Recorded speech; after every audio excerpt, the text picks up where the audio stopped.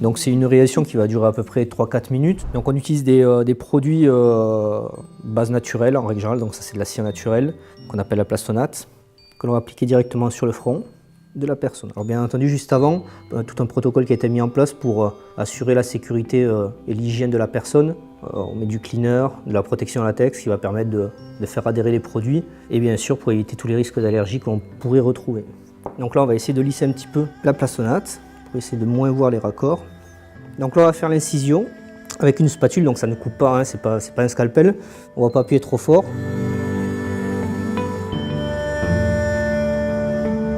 Donc là on va fixer un petit peu l'ensemble avec un produit qu'on appelle le Celor.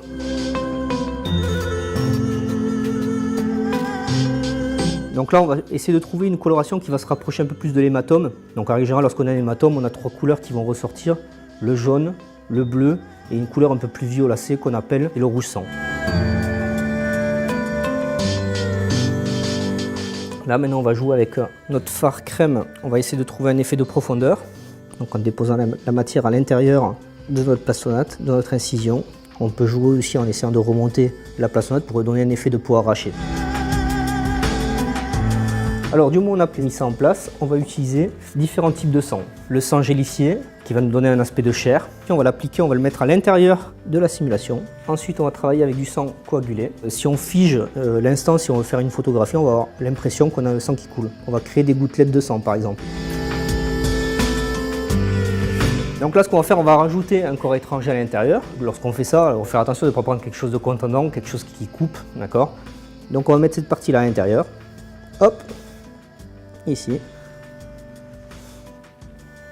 On va travailler un petit peu plus la coloration au-dessus.